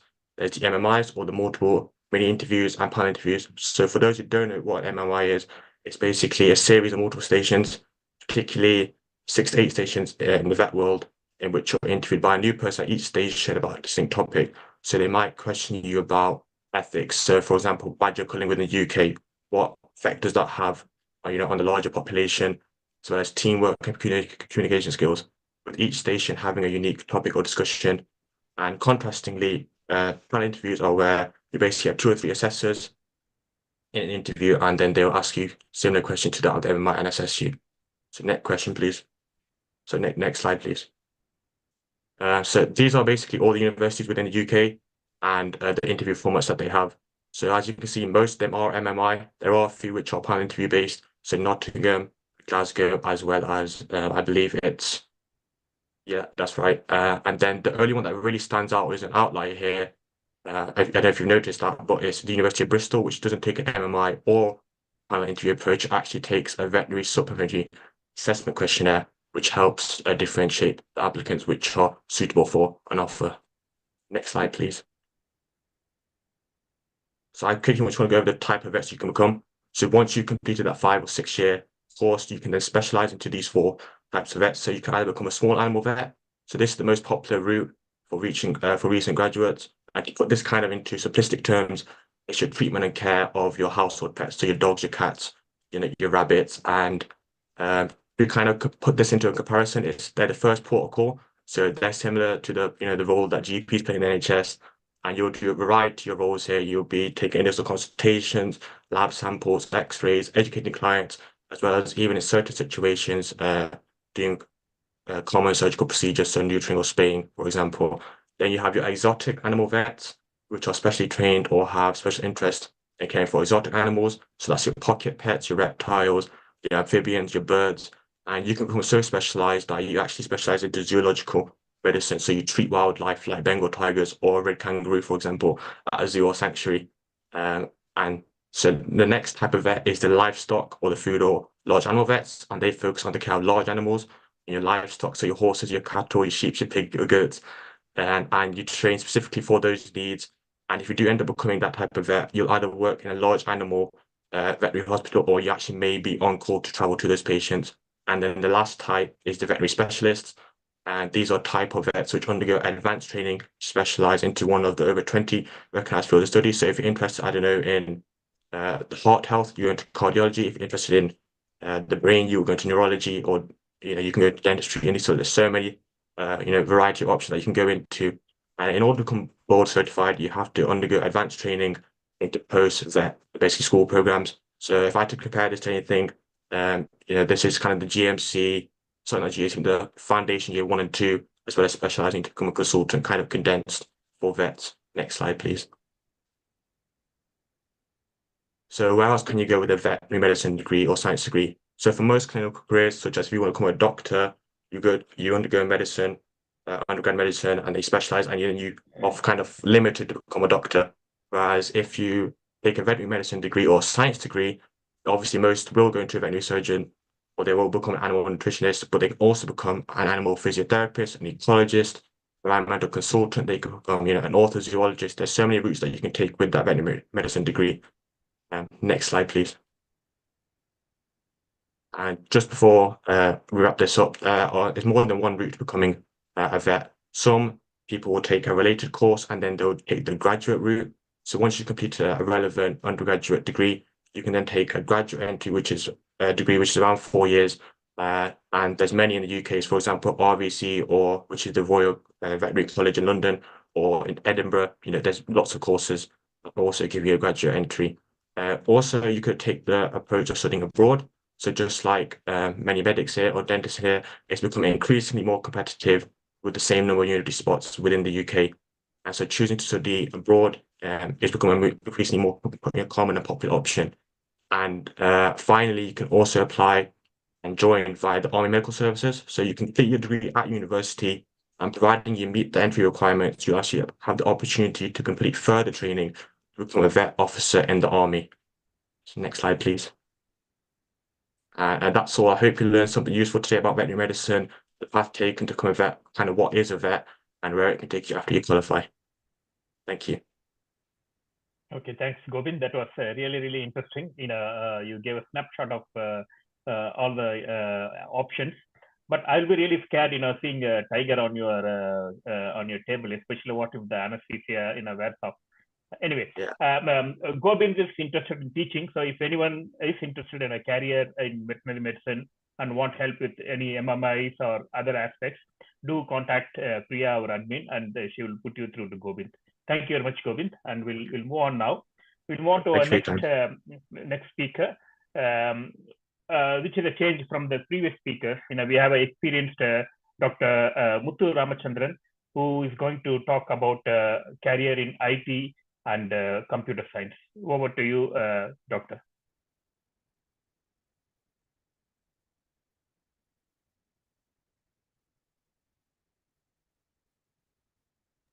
Okay. Can you hear now? Yes. You can see my slides? We can. Yeah. Okay. Thanks very much for inviting me and attending. So I think in the engineering colleague, the Kaushik did put first slide, why do engineering? And he put the top salary job in AI. So that's the trend today. There is plenty of job opportunities. There's good income to earn, and as long as you keep continuous learning. So the title was Information Technology, which covers computer science, cybersecurity, project management, cloud computing, data science. These are now what you call very much on the edge of our life, day-to-day life. We are all using them without knowing them.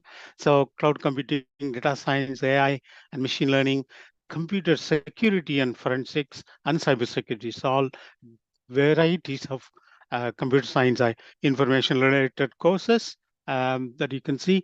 So next slide, I think, moving. Oh, so probably I didn't put the, okay. Yeah. Okay.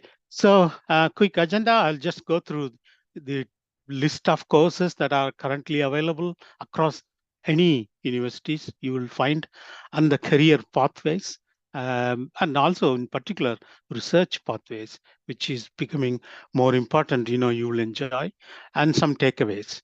You can see the recent news everywhere on the internet or on the telly. Elon Musk put his first Neuralink wireless brain chip implanted in a human brain to help with people having difficulties, and has achieved what he wanted.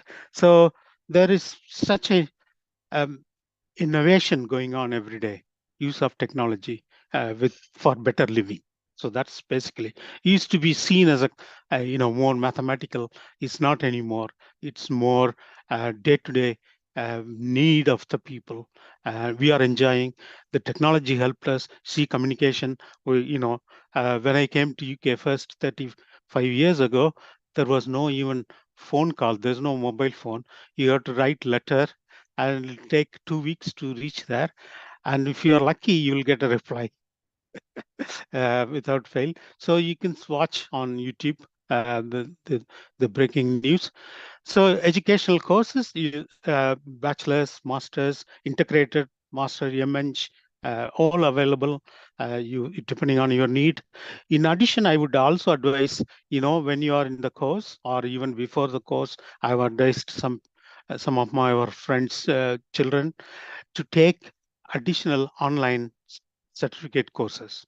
It could be just Python on Simply Learn online. So it helps you. The employer likes that, those kind of new skills in addition to your college certification. Also, there's some people like Microsoft online, they offer, IBM offer, Google offers a lot of small courses that you can take online. So AWS, that's the Amazon Cloud, Cisco, that's for networking certifications. There's plenty of small, simple online certificate courses that will give you immediate employment even during your degree. A lot of my students had jobs when they're, second year and to third year internship, sandwich courses, come back, do the final year, and often that same employer has offered them the job. So these are the possibilities. In general network information technology, if you focus on computer networking, you can be a network administrator, and even help desk, a lot of opportunities, system administrator, cybersecurity, again, there's plenty of coming in. I'm still going to a certificate course next week because there's the UK government requires all companies to do the company cybersecurity standard. So for which they need a lot of assessors with experience. So there is plenty always on the horizon. Because of the technology is keep changing. Software development, if you like coding, if you've done coding in schools, plenty of jobs opportunities available. You can take even online jobs. There's now mostly, they also offer hybrid working, so you don't need to be in moving to places. A lot of my colleagues do, work from home. They are working in industry. So design, development, software development, project management, software project management, even global software project management, Java, Python, C#. These are some of the popular traditional programming languages. JavaScript and certification courses. Database, again, another big opportunities. Oracle. So there's plenty of jobs in database as well, and easy to learn. You won't find it. You'll enjoy learning those database development. Cloud computing, again, not hard. You not much of programming involved these days, because everywhere now AI is behind. It helps you. Data science analytics, again, if you are good in statistics, very useful course to take. You take, because company every day, even personal data, we use our phone. If you think of the data you're generating, this is what the companies are living on. So how you can make it more visualizable, every day your sports activity you see on your app that tells you. Project management, plan, develop, execute, complete, and IT support. So there's plenty of career path. So to become a computer scientist, I always also recommend, I did my master's in computer science, first master's in computer science in India. Then I got interviewed by our late president Abdul Kalam, and I was a scientist in Indian space industry. Did work for written code for different aerospace applications. So industrial, IBM, Microsoft, big companies, you can choose big global companies. So therefore you can move around if you like. Challenging. I have a friend, he worked in US 3 months and he came back to Singapore for 3 months and he's now in Australia. So there's plenty of such opportunities. You can become a freelance inventor. A lot of people now do with the IoT devices, Raspberry Pi, people develop small applications for their home. Blockchain, that's another area is booming up. If you are interested in fintech industry, that's financial applications. So lots coming. There's going to be, you are going to see a lot of such applications with the back end of AI. And so simple takeaways, I just say, take a course that interests you, to spend time to research. Google is there, and also ChatGPT is there. Just ask questions, what you want to do, what's the career path, what is involved. Go to the university website, find out what is the content, ask the course tutor, email them, contact them. What are the challenges are there and what are the opportunities. But remember always, this is emerging, keep changing technology, but you need to be also ahead. So continuous learning is the important skill. Sandwich course, internship, as a lot of people mentioned, take small projects. One of my friend colleague, she did internship with me. So then she went to Oxford, now in the US. So there is doing additional extra work is always pay off. Okay, and do write, publish your work also, because if you did good work and if you didn't tell anyone, it's waste. So thanks very much for listening, and any questions you can ask. I'll now stop sharing. Okay, thank you very much, Dr. Muthu Ramachandran. Yeah, that was thank you really for sharing your wide experience and helping people out with attachments. Yeah, we'll come back to you. Yeah. Thank you. We now next move on to our final speaker for the day, Riddhi Vishwanathan. She's a very enterprising young lady. She's a career counselor. She studied at Manchester as well as at Oxford, and she has appeared in BBC and New York Times. So to finish it off, she's going to talk a few about careers and how to go about it, and also about a psychometric test, which might be useful for some. Over to you, Riddhi. Thank you, Dr. Anand, for that introduction. A very good evening, everyone. Hope you're all doing well. And I know all of you have been sitting through some great presentations, learning about the journeys of lots of our speakers today. And today I hope I can help you craft your own journey. And that is what my session will be all about. So I am an educationist where most of my work is around supporting young people like you with career guidance. I'm also an entrepreneur and a fintech professional working with a neobank in London. So just to kind of freshen you all up, I would like to start with a question. So I am requesting all of you to engage in the chat box with your answers. So if I may just request you to go to the next slide, please. So please, if you can answer the question with your answers in the chat box. What motivates you the most when choosing your career? And in this situation, please choose a priority. You can choose only one of those options listed. A, is it money that motivates you? Is it job satisfaction? Is it the work-life balance? Or you have the desire to change the world through research and innovation? Okay, we've got some answers there.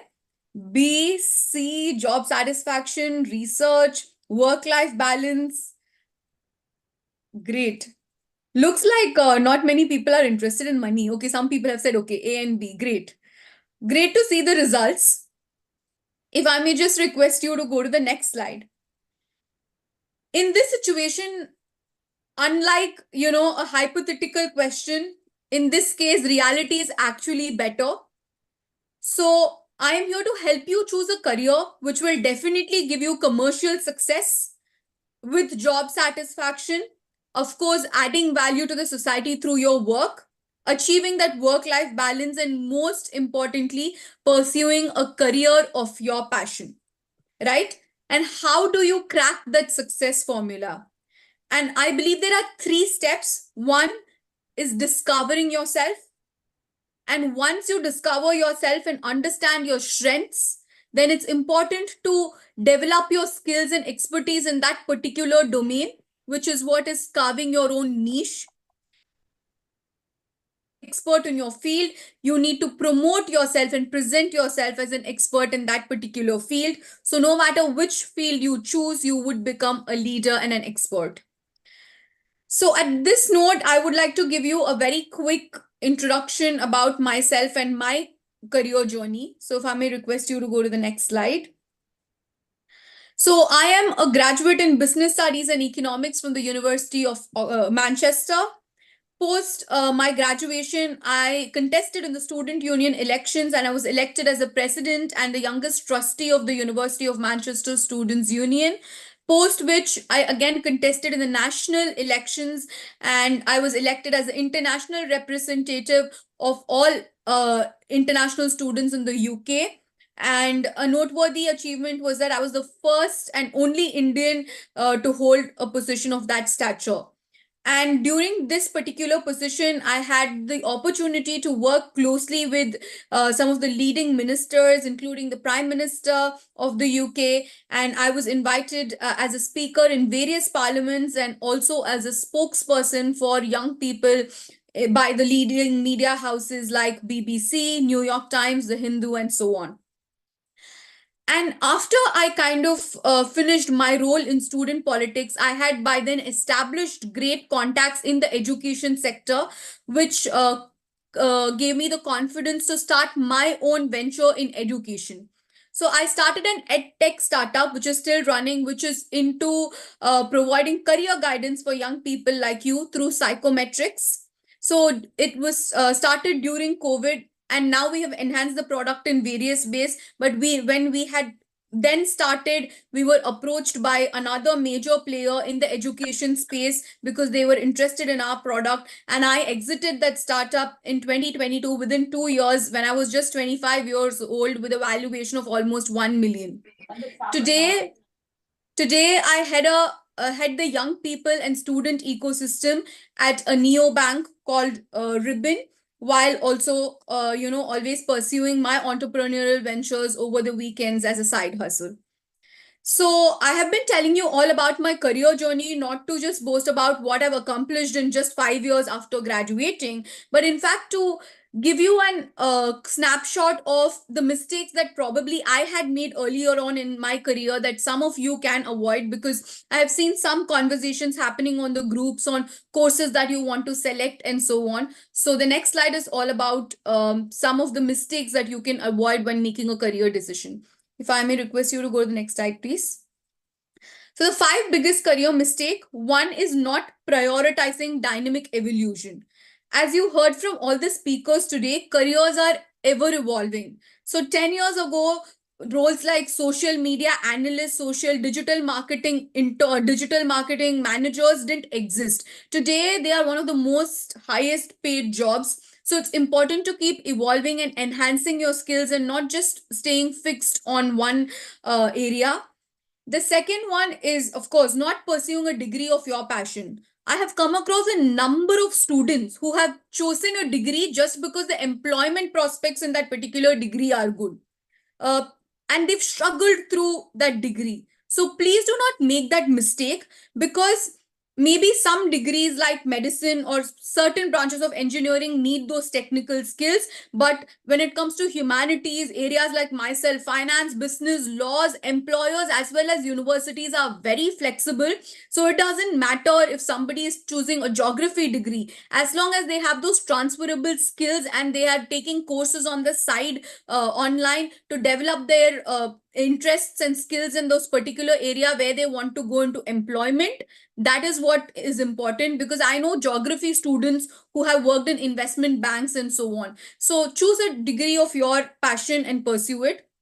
And of course, your grades are important. That is what makes you eligible enough to apply for a course.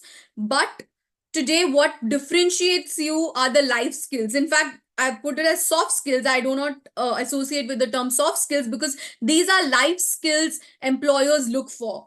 Which brings me to the 5th point on the 21st century skills. Very recently, I was mentoring a student who got an interview from the Harvard Business School, but could not crack the interview because they were not able to portray their understanding of diversity and inclusion in a good manner. So my request to all of you, especially those of you who are applying for colleges, who have finished A-levels, who are writing your personal statements, please embed these important 21st century skills in your personal statements, which are emotional quotient, your understanding of inclusion and diversity, the concept of ESG, which is the environmental sustainable governance, the AI literacy. These are some things that universities as well as employers are looking for. So do make sure you include these skills either in your personal statements or in your CV. Moving on to the next slide, please. So how do you discover yourself? One of the most important turning points in my career was when I was applying for a lot of jobs in finance and banking. And I would get a sheer good number of rejections. And I just couldn't understand where I was going wrong. So one of the days I explained the issues that I had to my father, and he was fortunate enough to know a career counselor. So we attended a session, and that really changed my life because I was not capitalizing on my strengths. My career counselor made me go through an assessment where my strengths came out as marketing, communications, negotiations, and but my passion was towards finance. I always wanted to go into banking. So he was very, very helpful in advising me to capitalize on my strengths and pursue my area of interest. So what I started doing, from just applying for banking jobs, I started applying for marketing roles within the financial sector. I started applying for sales roles within the financial sector, and that was the minute when I started getting my breakthroughs. So why I am emphasizing on this is a career assessment will give you a true reflection of yourself. And given my own experience, to help more people together, I pulled together a few experts, psychometricians, as well as career counselors, and we formed this tool called the Career Igniter, which is a psychometric career counseling tool. It basically assesses your personality, your career interest, and the most unique element, which is the emotional quotient, to give you a holistic understanding of yourself, thereby enabling you to apply for courses or jobs and so on. If I may request you to go to the next slide, please. Basically, the psychometric test is a 30 to 40-minute test. It has about 60 questions, and we'll give you instructions on how to go about it. But after you complete that test, you are able to download the report automatically. So it's a AI-driven tool again that we have developed. And post the report is generated, I will also offer online counseling to debrief you on your strengths, weaknesses, your career interests, to give you clarity on where you have to go. For example, a couple of you might know what course to choose, but you don't know what are the job opportunities in there. Some of you might know what are the job opportunities or like which path you want to pursue, but probably you are not sure of, if I can choose these subjects for my A levels. So those are quite important decisions that you need to make, and it's important to capitalize on your strengths. So during that career mapping session, we will go through the mapping process in detail. And also, in case, there are chances if you don't make it, what are the backup options and are there strong backup options? Those are some areas that we will touch upon. And last but not the least, goal setting. If you want to reach somewhere, where do you start? How do you need to work? Where do you need to go? Those are some of the elements that we will again touch upon in the counseling session. In some cases, because again, I come from a humanities area, my exposure is limited to those. And of course, I can advise on science and consulting. But when it's very specific careers, in some cases, we match you to experts from those fields as well. So this is, for me, a career assessment was one of the biggest investments that I made in my career. So if any of you, you have some kind of confusion, if you're still figuring yourself out on where to go, if you know where to go, but your path is not clear, then I would highly, highly recommend you to take this career assessment with us, which is the Career Igniter. If you are interested, do reach out to me or, Dr. Anand, and, we will try and definitely do this session with you. As you all know, I'm a daytime banker by profession. So this is something that I do over the weekends. So thereby, I request you all again, I'm happy to offer a counseling session, but I need at least a group of 25 people to start with. So those of you who are interested, do get in touch. Happy to support you, and all the very best with your career pursuits. If I may just request you to go to the next slide. These are my details, so feel free to take a screenshot of it, and yes, happy to stay in touch. Okay, thank you very much, Riddhi. Yes, if people want to contact her, we don't have time, unfortunately. We are really running late. Please contact Riddhi on the information she will share. Probably if you can post it on the chat box as well, Riddhi, and people can contact you. Or if people want to contact Priya, our admin, we can put you through to Riddhi. Thank you very much for everyone. I hope you found the event. It's been a long evening today, especially on a Sunday. And now I call upon Priya to thank everyone before we finish. Thank you, Dr. Anand. Hello, everyone. My name is Priya. I'm the operations manager for Educate the World. I hope you all enjoyed today's event and now have an insight in other careers other than medicine. I want to say a big thank you to all the speakers today for taking the time out of their busy schedules in order to attend today's event. Thank you for attending and have a nice evening. Thank you. Bye, everyone.